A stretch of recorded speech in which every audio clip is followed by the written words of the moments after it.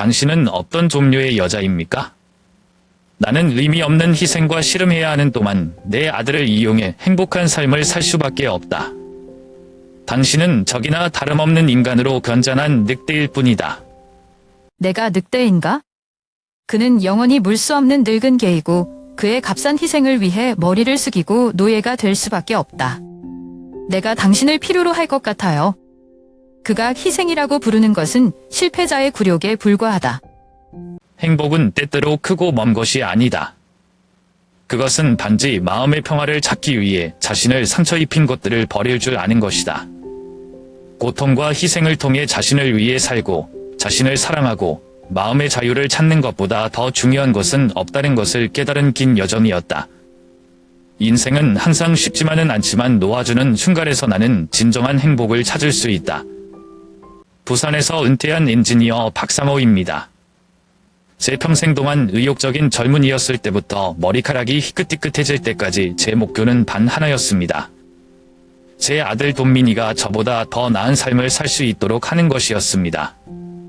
저는 경주 근처의 작은 어촌에서 태어났는데 그곳에서 제 부모님은 가족의 중요성을 항상 상기시켜 주셨습니다. 그것은 나에게 깊이 파고들어 삶의 모든 결정에 지침이 되었다. 분민이는 나의 자랑 전부이다.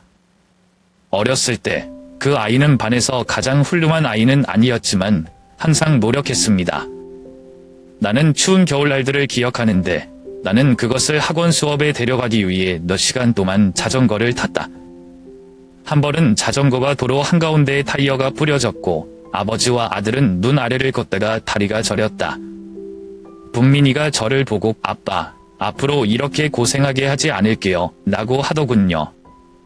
그 말이 너무 감동적이어서 밤새도록 잠도 안 자고 제 미래에 대해 생각했죠. 시간이 흐르면서 분민은 자라서 서울에서 좋은 변호사가 되었다.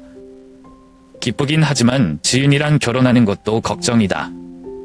지은이는 처음에는 귀엽고 교묘한 여자였지만 이 가정에 발을 들여놓으면서부터 집안 분위기가 달라졌다는 것을 부인할 수 없다.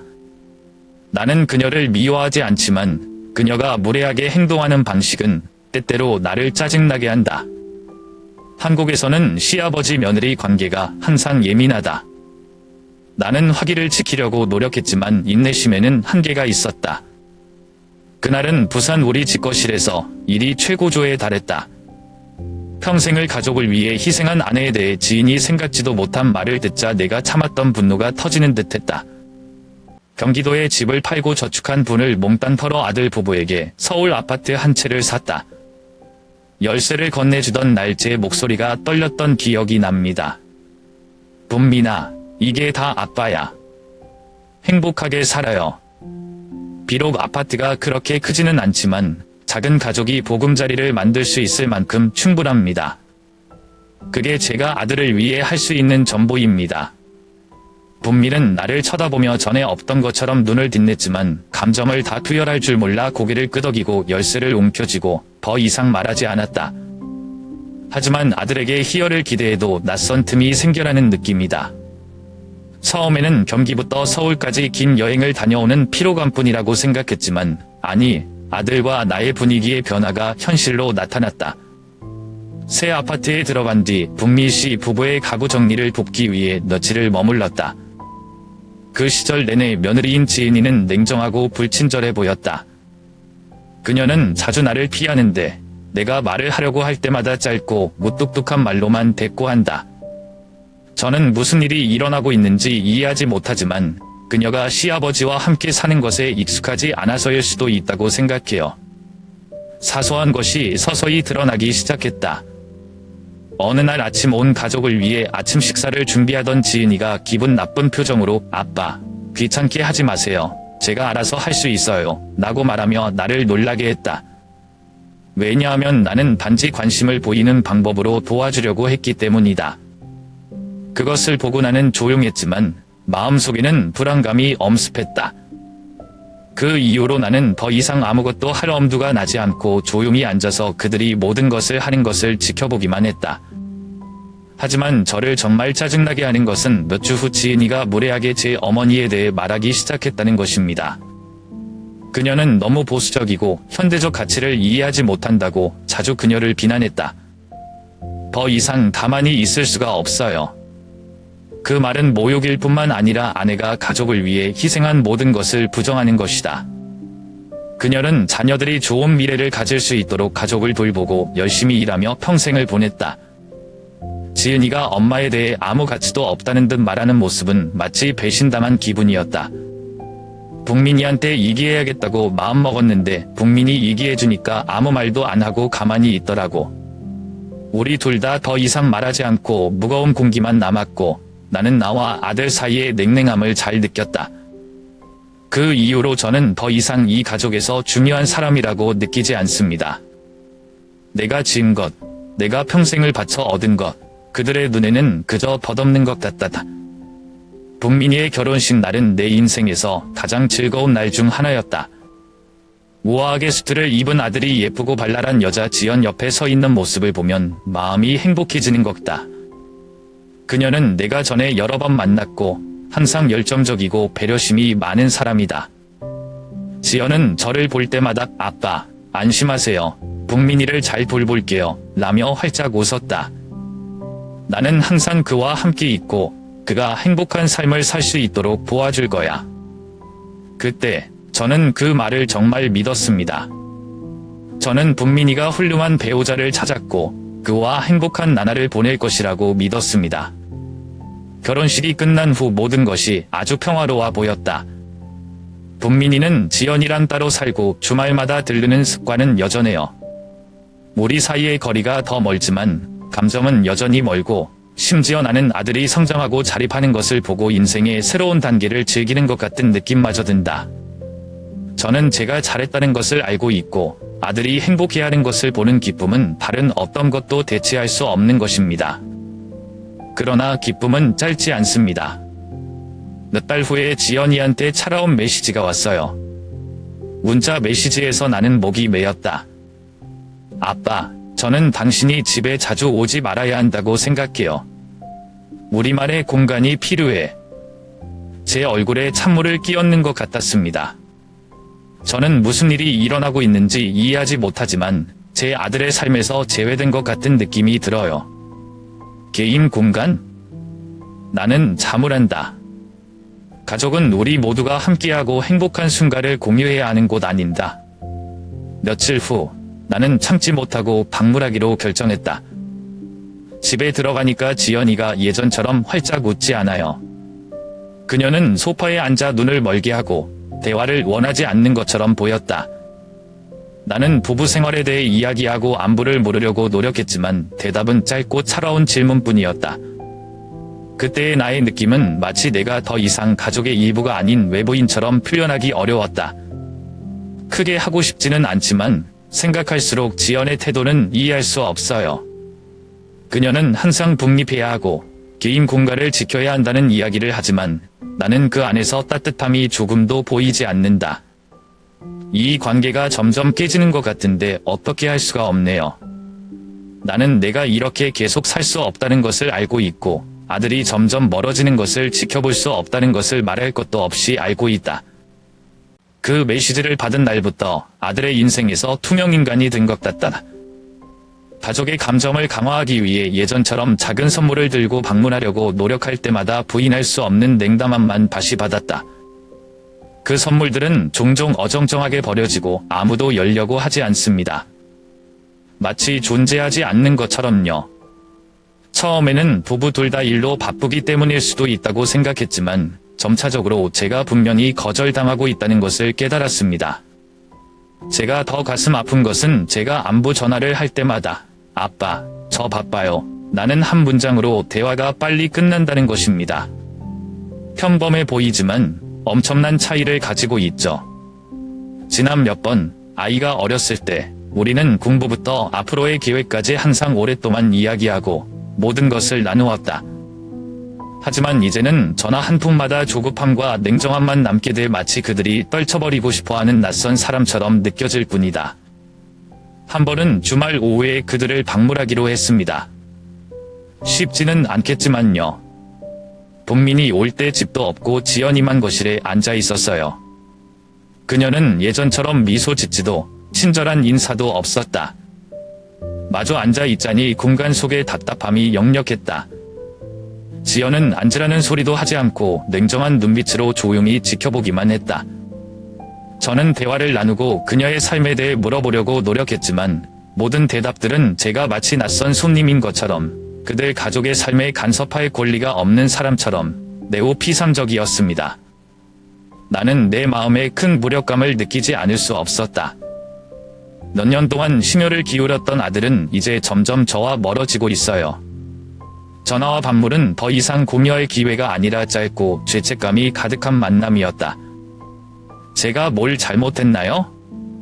아니면 북민이와 지연이가 살고 있는 현대 세계에서 내가 너무 늙고 너무 시대에 뒤떨어져 있기 때문일까? 그 질문은 밤마다 내 머릿속을 맴돌아서 잠을 잘 수 없게 만들었다. 나는 한때 강한 사람이었고 가족의 기둥이었지만 지금은 아무것도 없는 것처럼 느낀다.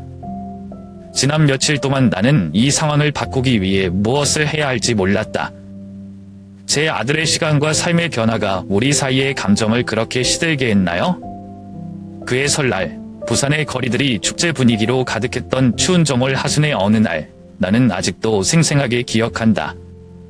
사람들은 쇼핑을 하고 설날을 맞이할 준비를 하기 위해 서로 붐볐다. 아들과 며느리와 떨어져 살지만 매년처럼 설날에 가족들을 만날 수 있기를 바랍니다.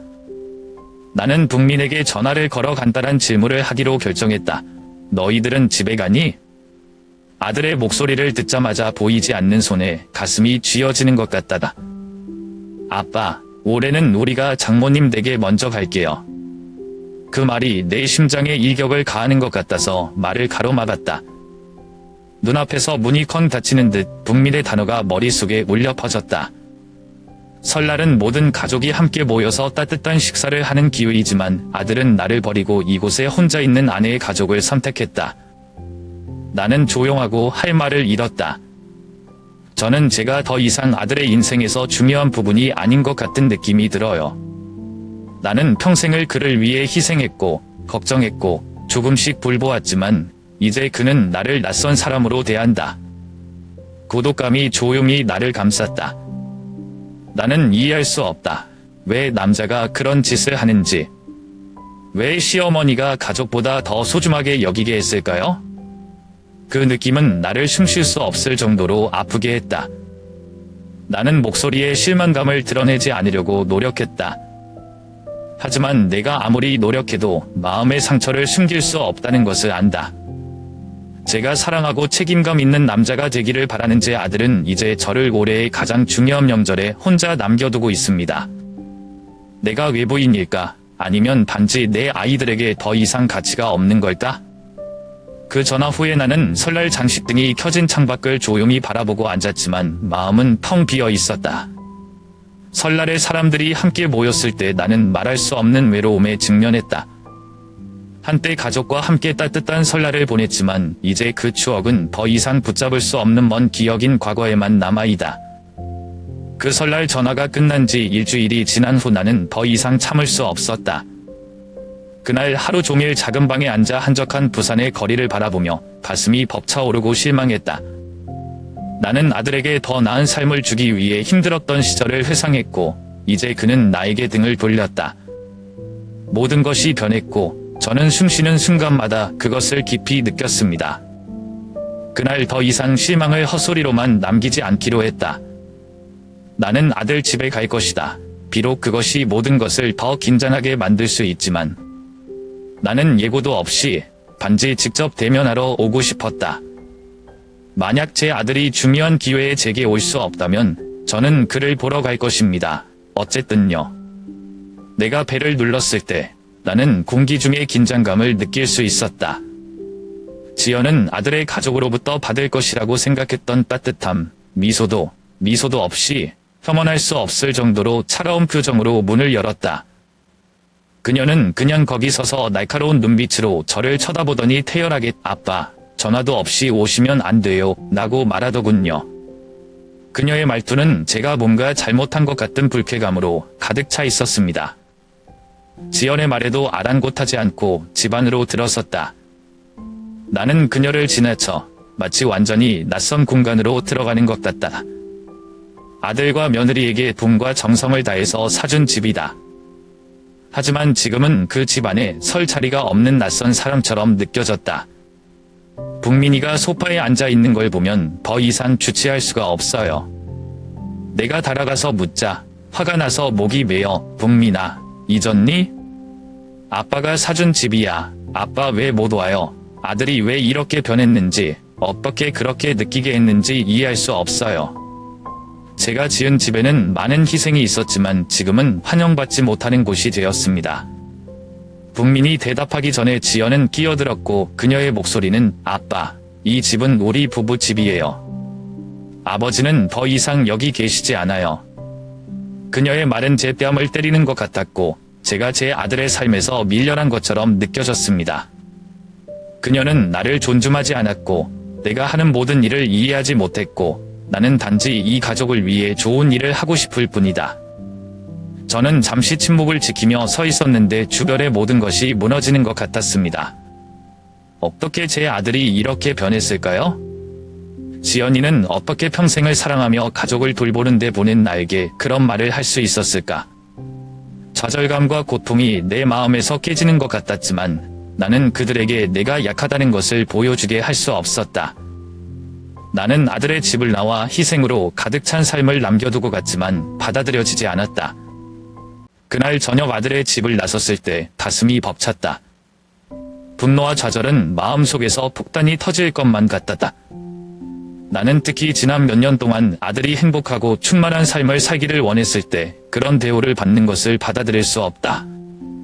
하지만 이제는 소외되고 외부인 취급받는 느낌이 나를 침묵시킬 수 없게 만들었다. 그날 밤 내내 잠을 못 잤어요. 지연의 말이 머릿속에서 계속 반복되고 있어요. 아빠는 더 이상 여기 있을 권리가 없어. 그 말은 마치 칼처럼 제 심장을 찔렀습니다. 나는 그녀의 무관심과 무책임함을 받아들일 수 없다. 여기는 제 집입니다. 제가 열심히 만든 자산입니다. 그러나 지금은 아들의 집에서 낯선 사람이 되었다. 그리고 다음날 아침, 저는 더 이상 침묵할 수 없다고 결심했습니다. 이런 상황이 계속되도록 놔둘 수 없어 다시는 북민이와 지연이를 상대해야 한다. 나는 예고도 없이 초대가 필요 없는 아들의 집으로 곧장 차를 몰았다. 이번에는 모든 것을 명확히 해야 한다. 초인종을 누르자 지연이 다시 문을 열었다. 그녀의 표정은 지난번과 마찬가지로 냉정했다. 하지만 이번에는 더 이상 자제할 수 없었다. 나는 그녀가 초대하기를 기다리지 않고 들어갔고 나는 화가 난 목소리로 단호하게 말했다. 뭐라고 하셨죠? 여기가 당신 집이라고 생각하세요. 이 집을 갖기 위해 내 인생을 팔았다. 지연이도 동민이도 무시하는 걸 느꼈기 때문에 더 이상 침착함을 유지할 수 없었다. 나는 이 가족을 위해 모든 것을 했지만 그들은 나를 속인처럼 여겼다. 지연은 양보하려 하지 않는다. 그녀는 나를 보고 눈을 가늘게 뜨고 한번 피식 웃으며 대답했다. 그래서요? 우리는 아버지에게 그렇게 해달라고 부탁하지 않았다. 아빠가 예고도 없이 와서 우리를 괴롭혀. 그 말은 내 뺨을 때리는 것과 같았다. 그녀는 죄책감을 느끼지 않을 뿐만 아니라 나의 존재를 귀찮아한다. 저는 제가 제 아들을 돌보기를 희망했던 가족을 환영했던 바로 그 사람으로부터 이런 말을 듣고 있다는 것을 믿을 수가 없어요. 지연이의 대답을 들으니 자존감이 떨어진 것 같아요. 성난 파도가 내 몸에서 치솟았지만 나는 진정해야 했다. 나는 너무 오랫동안 침묵했고 참을 만큼 참았다. 지연을 똑바로 쳐다보다가 말없이 옆에 앉아있는 북민에게로 눈을 돌렸다. 북민아, 들려. 아빠 집이에요. 성인이 된 곳인데 아빠한테 이런 말을 하게 놔뒀어요. 나는 더 이상 참을 수 없다. 북민은 고개를 숙일 뿐 감히 아무 말도 하지 못했다. 그는 변했고 나는 분명히 그것을 느낄 수 있었다. 모든 것이 예전 같지 않고 더 이상 따뜻한 가족이 아니다. 제 일부는 소리치고 제 아들이 이 좋은 삶을 살 수 있도록 제가 평생을 희생했다고 말하고 싶었지만 결국 그런 야박한 말을 되받아쳤어요. 하지만 저는 멈췄습니다. 더 이상 싸울 힘이 없어서가 아니라 중요한 것을 깨달았기 때문이다. 아들을 바꿀 수도 없고 지연이가 저를 대하는 방식도 바꿀 수 없어요. 아무리 고통스럽더라도 진실만을 받아들일 수 있다. 나는 그곳에 서 있었는데 마치 시간이 멈춘 느낌이었다. 지금 내가 할 수 있는 일은 문 밖으로 등을 돌리고 실망과 상처로 걷는 것뿐이다. 제 평생 동안 저는 그저 제 가족이 행복하기를 원했지만 아마도 불가능한 것에 너무 기대했던 것 같습니다. 긴 밤을 생각한 후 나는 아들을 마주하고 모든 것을 명확히 해야 한다고 결정했다. 시간이 너무 오래 흘렀고 나는 더 이상 참을 수 없다고 느꼈다. 저는 3월 어느 날 아침 차를 몰고 북민희의 집으로 갔습니다. 태양은 막 떠오르고 창문에 약한 빛이 비친다. 마음속에는 형언할 수 없는 불안감이 있지만 나는 내가 무엇을 해야 하는지 알고 있다. 그렇지 않으면 나는 이 고통 속에서 계속 살 수 없을 것이다. 초인종을 누르자 다시 문을 연 지연은 지난번과 다름없이 얼굴이 냉정했다. 나는 그녀가 초대하기를 기다리지 않고 들어왔고 내 눈은 거실에서 아들을 찾고 있었다. 북민은 소파에 말없이 앉아 눈을 내리깔고 나를 쳐다보려 하지 않았다. 어디서부터 시작해야 할지 모르겠지만 더 이상 침묵할 수 없다는 것을 안다. 고통은 너무 오랫동안 쌓였고 그것은 내 마음속의 폭탄과 같았고 단지 폭발할 기회를 기다렸다. 저는 제 아들 앞에 서서 감정을 억제하려고 노력했지만 제 손은 떨렸습니다. 북민아, 들려? 내가 걱정스러운 목소리로 물었다. 저는 변했어요. 어떻게 장모님이 아버지를 그렇게 대하게 할 수 있어요? 진짜 그렇게 생각해. 내 눈이 점점 번져갔다. 몇 년 동안 저는 이 가족을 위해 모든 것을 했고 아들이 가장 좋은 것을 얻을 수 있도록 돕기 위해 제 인생을 바쳤습니다. 경기 예치부터 북민희의 안정적인 미래를 건설하기 위해 일했던 세월까지 모두 팔았다. 그러나 이제 내가 얼마나 희생했는지 아들 앞에 서서 이런 침묵을 다시 받아야 한다. 아들아, 내가 목소리를 내지 않는다면 이제 내 아버지는 내가 없어. 나는 침착하려고 애썼지만 내 목소리가 메아리치기 시작했다. 이런 말을 하고 싶지는 않지만 그렇게 하지 않으면 저는 마음속의 고통으로부터 자유로울 수 없을 거예요. 북민희한테 다 줬는데 이제 가족끼리 남남이 된 기분이에요. 북민은 여전히 조용하다. 방 전체가 완전히 고요하고 나와 아들 사이에 무거운 숨소리만 남았다. 북민희의 눈동자를 보니 거리감만 있었다. 내 일부는 그가 이렇게까지 변했다는 것을 믿고 싶지 않다. 하지만 그의 눈은 내가 본 적이 있는 사랑과 존경의 빛은 더 이상 없고 단지 침묵과 무관심일 뿐이다. 지연은 뒤에서 걸어오자 그녀의 음성은 아빠, 그런 말 하지 마세요. 라고 중얼거렸다. 북민희는 성인이에요. 싫으면 돌아가도 돼. 그녀의 말은 제 뺨을 때리는 것과 같았습니다. 하지만 저는 그녀가 쉽게 이길 수 있도록 내버려 둘 수 없었습니다. 이 가족 전체가 변했지만 제가 지은 집의 패배자가 되는 것을 허락할 수 없습니다. 나는 다시 북민으로 돌아섰지만 그는 여전히 한마디도 하지 않았다. 이제 나는 고통스러운 진실을 깨달았다. 제 아들은 더 이상 제가 사랑하고 희망했던 아이가 아닙니다.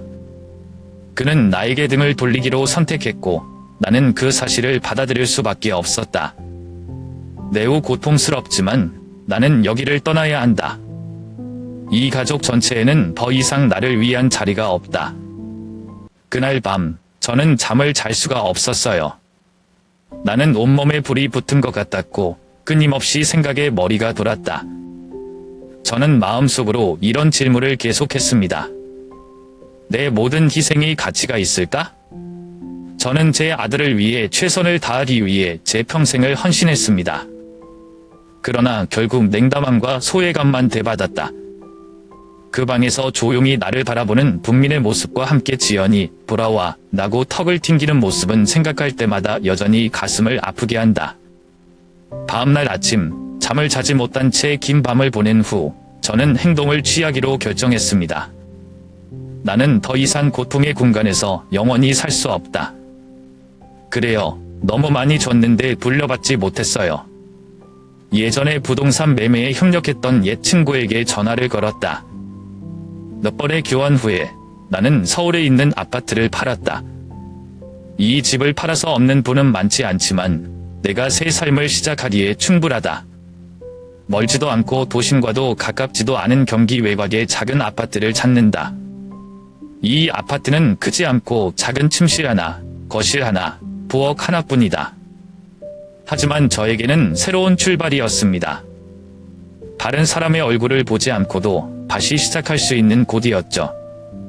그 다음 주 내내 저는 짐을 싸고 새 집에 있는 모든 것을 정리했습니다. 다른 사람의 시선을 신경 쓰지 않고 직접 나만의 공간을 만들 때 그 느낌은 정말 내 마음의 평화를 느끼게 한다. 지난 수년 동안 처음으로 나는 약간의 자유를 느꼈다. 통제하는 사람도 없고 지연의 냉담함도 없고 국민의 비난과 불쾌함도 없다. 여기서 나는 더 이상 결속되지 않은 가족의 권태 속에 사는 지쳐버린 늙은 남자가 아니다. 이곳은 다른 누구도 아닌 나 자신을 위해 살 수 있는 곳이다. 그러나 이 새로운 삶은 완전한 해방이 아니다. 아직도 외로움을 느끼는 밤도 있고 동민이와 그를 위해 한 짓도 생각난다. 나는 우리가 함께 밥을 먹던 때 저녁에 온 가족이 모여 TV를 보던 때를 기억한다. 하지만 이제는 모든 것이 과거일 뿐이다. 아들과 나의 관계는 완전히 바뀌었다. 경기도에 있는 작은 집은 이제 내가 사는 곳이지만 마음속에는 깊은 상처가 남아있다. 내가 그를 위해 한 짓을 동민이가 이해한 적이 있나 싶다. 그가 나를 이렇게 혼자 서 있게 한 것을 후회한 적이 있었을까? 그러나 나는 더 이상 대답을 기다리고 싶지 않다. 왜냐하면 이 삶은 어쨌든 계속되어야 하기 때문입니다. 경기로 이사 온 뒤부터 생활이 조금씩 달라졌다. 첫날 서울의 넓은 아파트를 나오면서 모든 것을 뒤로 하고 있는 기분이었다. 하지만 지역의 산악클럽에 가입하기로 결심했을 때 새로운 느낌, 이상한 힘이 서서히 떠올랐습니다. 사실 처음에는 단순히 건강을 증진시키기 위해 스포츠를 찾는 것이라고 생각했지만 등산이 제 삶의 중요한 부분이 될 줄은 몰랐습니다. 매주 등산을 하고 그 이후로 한 번도 느끼지 못했던 즐거움을 찾았습니다. 험한 산비탈을 넘나들며 한 걸음 한 걸음 한 걸음 내딛는 것이 그동안 가슴에 품고 있던 옛 상처와 아픔을 지워주는 것다. 시간이 지나면서 저는 진정한 삶을 살았다고 느꼈습니다. 그리고 등산은 단순한 스포츠가 아니라 제 자신을 마주하는 방법이기도 했습니다. 어느 날 등산 도중 황 여사를 만났다. 그녀는 60세 이상의 여성이지만 그녀의 외모는 항상 밝고 활기차다. 그녀의 이야기는 처음 만났을 때부터 나에게 깊은 인상을 주었다. 그녀는 또한 도전적인 삶을 경험했다. 그녀의 남편은 오래전에 세상을 떠났고 그녀의 자녀는 거의 연락하지 않고 해외에서 살았다. 그럼에도 불구하고 그녀는 항상 낙관적이었고 제가 존경하지 않을 수 없는 강하고 불굴의 무언가가 있었습니다. 우리는 주말 아침에 자주 함께 등산을 하기 시작했다.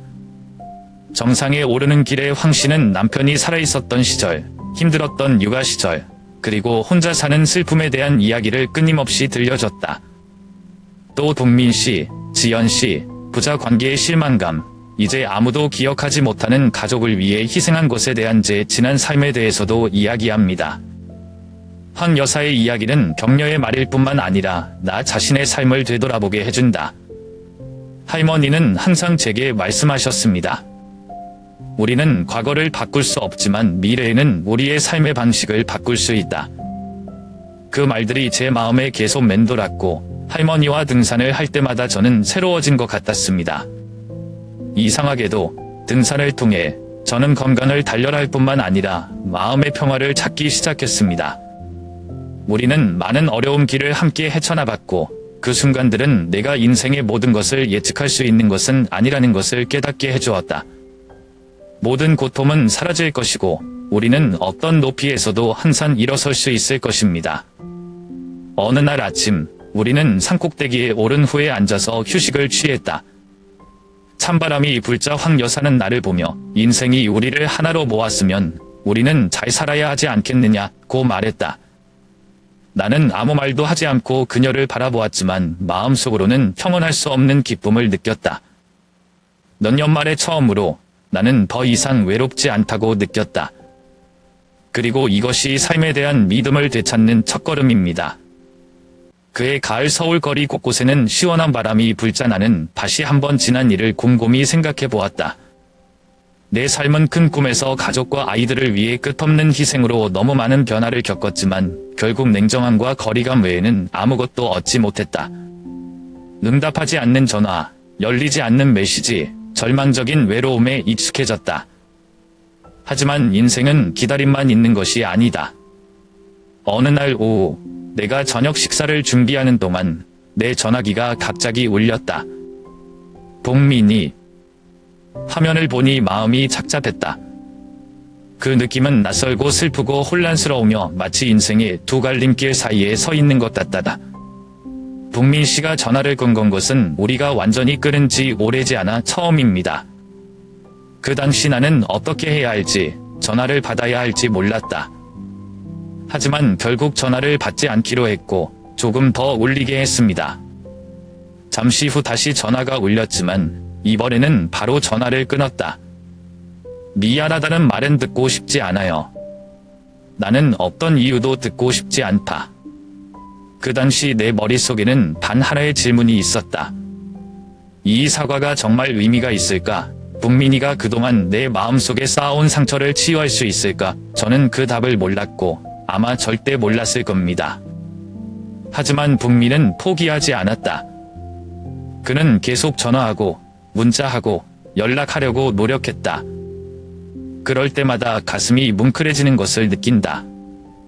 내가 대답할 거라고 생각하고 내가 겪었던 고통을 그에게 말할 거라고 생각했지만 그 후 나는 멈췄다. 나는 내 그림자가 되고 싶지 않고 영원히 더 이상 없는 감정으로 달리고 싶다. 내가 너무 오랫동안 헌신한 것, 이제 나의 희생은 나를 더 힘들게 할 뿐이다. 북민의 문자 메시지, 통화 하나하나가 냉담함 외에는 돌려받지 못한 채 가족을 위해, 아이들을 위해 모든 것을 했던 시절을 떠올리게 한다. 일주일 후, 저는 북민으로부터 또 다른 메시지를 받았습니다. 아빠, 제가 잘못했어요. 죄송합니다. 지연이는 떠났고, 이제야 아빠에게 상처를 입혔다는 걸 깨달았어요. 그 글을 읽고, 저는 제가 무엇을 느꼈는지 몰랐습니다. 슬프다. 삐졌어? 아니면 그냥 무관심인가요? 나는 대답하지 않았다. 나는 조용히 전화기를 내려놓고 창밖의 공가를 바라보았다. 이번에는 전화를 바로 끊지 않았다. 저는 통화를 마치도록 했습니다. 지난 일에 대한 마침표처럼요. 다시는 돌아오지 않는 사랑에 대한 희생과 희망의 세월 나는 행복이 다른 사람을 위해 모든 것을 희생하는 것에서 오는 것이 아니라 자신을 사랑하고 자신을 돌보는 것으로부터 오는 것임을 깨달았다. 저는 제 자신을 돌아보기 시작했고 제가 잃었던 작은 즐거움을 되찾기 시작했습니다. 나는 다른 사람의 눈에 완벽한 사람이 될 필요가 없고 나 역시 사랑받아야 한다는 것을 잊고 가족을 위해 기꺼이 희생하는 사람이 될 필요가 없다. 지난 며칠 동안 저는 희생과 슬픔의 그늘에서 너무 오래 살았습니다. 이제는 일어나서 제 자신을 위한 진정한 삶을 살 때입니다. 북민이가 연락을 하려고 해도 미안하다고 해도 거리를 두고 있어요. 내가 그를 사랑하지 않기 때문이 아니라 나 자신을 더 사랑하기 때문이다. 행복은 늦은 사과에서 오는 것이 아니라 내가 넘어지고 나 자신을 사랑하면서 일어나는 법을 배운 데서 온다. 그해 봄, 첫 햇살이 작은 창문을 뚫고 나왔을 때 저는 제 새 아파트 발코니 밖에 나무 의자에 가만히 앉아 있었습니다. 서울처럼 차량에서 나는 소음이나 덜컹거리는 자동차 경적 소리가 없는 맑은 아침이었다. 이곳 경기 외곽의 한적한 공간에서 오랫동안 경험하지 못했던 평온함이 느껴진다. 모든 것이 느려지는 것 같았고 처음으로 진정한 자유를 느꼈습니다. 따끈따끈한 커피 한 잔을 따르니 짙은 향기가 공간에 퍼졌다. 커피잔을 들고 눈을 감고 깊은 숨을 들이쉬면서 이 고요함을 만끽했습니다. 어느 누구와 어떤 것에 대해서도 걱정하지 않고 시간을 보낼 수 있었던 것은 아주 오래전이었다. 아이들의 기대에 부응하느라 바쁜 나날도 없었고 북민에게서 전화가 오기를 기다리는 저녁도 없었다. 지금은 나 자신과 이 평화로운 순간들 뿐입니다. 작은 발코니에서 떠오르는 해를 보며 나는 문득 내가 인생에서 많은 것을 놓쳤다는 것을 깨달았다. 오랜 시간 동안 저는 가족을 위해, 아이들을 위해 희생하는 것에 너무 열중했지만 제 인생도 똑같이 중요하다는 것을 잊었습니다. 오늘 새벽빛이 나무 꼭대기에 비칠 때 저는 전례가 없는 평화를 느낍니다. 더 이상 압박감, 더 이상 분노가 없다. 나는 나 자신을 받아들이고 용서하는 법을 배웠다. 예전 같으면 북민이 생각이 날 때마다 가슴이 철렁했다. 긴 세월이 지나고 나는 최선을 다했고 언젠가 아들이 이해하고 돌아오기를 바랐다. 하지만 이제 저는 행복이 기다림이나 희생이 아니라 자기 자신과 완벽하게 사는 법을 아는 것이라는 것을 이해합니다. 뒤늦은 사과에 대해 북민에게 더 이상 기대도 마음 졸이지도 않았다. 내일 아침 일어나면 나는 단지 내가 건강하고 즐겁고 자유롭기를 바란다. 제 삶은 몇 년 만에 처음으로 제3입니다. 나는 다른 사람에 대한 걱정 없이 내가 좋아하는 일을 자유롭게 할 수 있었다. 헌 여사와의 사는, 이른 아침 호숫가 산책, 더 이상 대충대충 식사를 마치고 서둘러 누군가를 돌보러 갔던 기억이 난다. 그런 순간 저는 우리가 때때로 우리 자신을 찾기 위해 무언가 큰 것을 포기해야 한다는 것을 깨달았습니다. 북민이는 나를 이해하지 못할 수도 있지만 나는 내 인생을 살아가는데 더 이상 누구의 도움도 필요하지 않다. 결정들은 아무리 힘들어도 이제 내 것이다. 그리고 아침이 밝아오는 동안 도시의 불빛이 희미해지는 먼 곳을 바라볼 때 저는 저 혼자만이 이런 고통을 겪는 것이 아니라는 것을 깨달았습니다. 모든 사람은 자신의 도전과 슬픔을 가지고 있다. 하지만 중요한 것은 우리는 항상 일어나서 다시 시작할 수 있다는 것입니다.